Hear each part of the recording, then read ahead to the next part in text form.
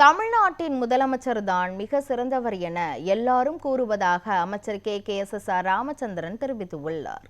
தென்காசி சட்டமன்ற தொகுதியில் திமுக சார்பில் போட்டியிடும் மருத்துவர் கலை கதிரவன் அறிமுக கூட்டம் மற்றும் செயல் வீரர்கள் கூட்டம் குற்றாலத்தில் நடைபெற்றது. இதில் திமுகவின் முக்கிய நிர்வாகிகள் மற்றும் அமைச்சர் கே.எஸ்.எஸ்.ஆர். ராமச்சந்திரன் உள்ளிட்டோர் கலந்து கொண்டனர். நிகழ்ச்சியில் பேசிய தென்காசி சட்டமன்ற தொகுதி வேட்பாளர் மருத்துவர் கலை கதிரவன், தென்காசி தொகுதியில் எதிர்த்து நிற்கும் வேட்பாளர்களை டெபாசிட் இழக்க செய்வோம் என்று தெரிவித்தார்.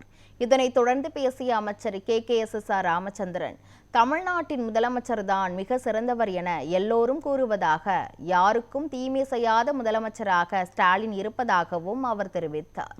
மேலும் திமுகவுக்காக அதிகம் உழைத்த அன்பகம் கலையின் மகன் கலை கதிரவன் மிகப்பெரிய அளவில் வெற்றி பெற அனைவரும் பாடுபட வேண்டும் என்றும் அவர் கேட்டுக்கொண்டார்.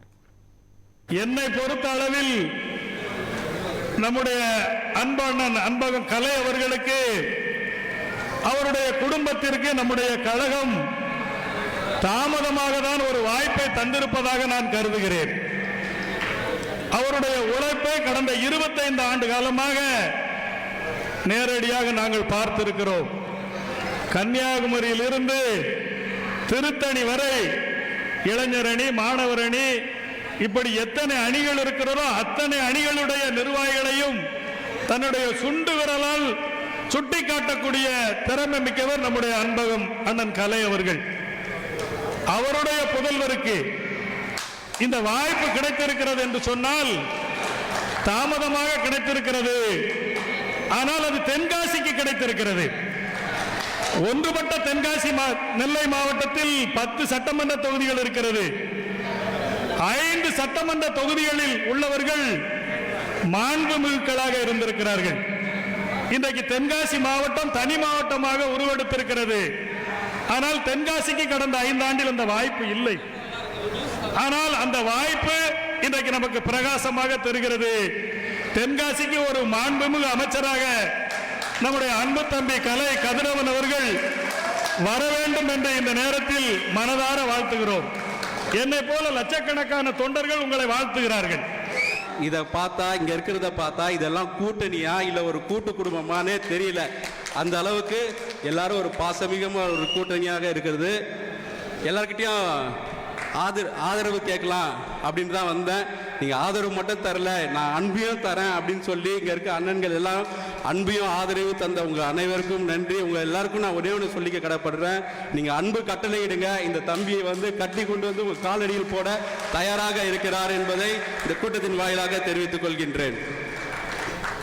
கடந்த 2 ஆண்டுகளாகவே கழக தலைவர் அவர்களின் நோக்கம் என்ன அப்படின்னா, 2024 தேர்தல் முடிஞ்ச உடனே அடுத்த 2029 பாசிசத்தை வீழ்த்தணும், பிஜேபியை மேல இருந்து ஒன்றியத்திலிருந்து கீழே இறக்கணும் அப்படின்ற ஒரே நோக்கத்தோட மக்களை போய் நேரடியாக சந்திக்கிறதுக்காக தென்காசி தொகுதிக்கு என தொகுதி பார்வையாளராக போட்ட முதல் நாள்ல இருந்தே மக்களை சந்திக்கிறது மட்டும்தான் என்னோட பணியா இருந்தது. இங்க இருக்கிற எல்லாத்துலயும் ஒரு வாட்டியாவது நான் பார்த்துருப்பேன்.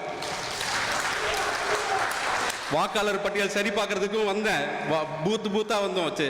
அதுக்கடுத்து ஓரணியில் தமிழ்நாடு உங்களுடன் ஸ்டாலின் முகாமுக்கு வந்தோம். எஸ்ஆர் பணிக்கு ஒவ்வொரு வீட்டும் ஒவ்வொரு வாக்காளர் வாக்கையும் உங்களோட உரிமையை காக்கணும் அப்படின்னு சொல்லி தலைவர் அவர்களால் நியமிக்கப்பட்ட எல்லாருமே பூத் ஏஜென்ட், BLA 2கள் எல்லாம் உங்களை பார்த்தாங்க. நேரடியாக போய் பார்த்தோம். மக்களை தொடர்ந்து சந்திச்சுக்கிட்டே இருக்கிறோம். யாரோ சொல்றாங்க நான் எங்கேயோ இருந்து வந்தேன்னு. நான் எங்கேயோ இருந்துலாம் வரல, நான் இங்க இருந்து தான் வந்திருக்கேன், உங்க நடுவில் இருந்து தான் வந்திருக்கேன்றத இந்த கூட்டத்தின் வாயிலாக தெரிஞ்சுக்கிறேன். இவ்வளவு பேர் இருக்கும் போது என்ன கவலை நம்மளுக்கு? நம்மளோட ஒரே ஒரு நோக்கம், இந்த 2026 தேர்தலில் தலைவர் அவர்கள் சொன்ன மாதிரி 200க்கும் மேற்பட்ட தொகுதிகளை நம்ம வென்று ஆகணும். அதுக்கு இப்பவே நம்ம உழைக்கணும். இந்த தென்காசி தொகுதி பார்வையாளர் எடுத்ததுல இருந்து இப்போ வரைக்கும் நான் சொல்ற ஒரே ஒரு விஷயம், 2026 தேர்தலில் 200 தொகுதிக்கு மேல இருக்கணும். தென்காசி தொகுதி தொகுதியா இருக்கணும். ஆகவே அந்த முதலமைச்சர் அவர்கள் மீண்டும் தமிழ்நாட்டுடைய முதலமைச்சராக வர வேண்டும். அதற்கு நாம் அத்தனை பேரும் இணைந்து பணியாற்ற வேண்டும். நம்முடைய தென்காசி மாவட்டத்தில் 5 தொகுதிகள் இருக்கிறது. அந்த 5 தொகுதியிலும் மிகப்பெரிய வெற்றியை நாம் பெற்றாக வேண்டும்.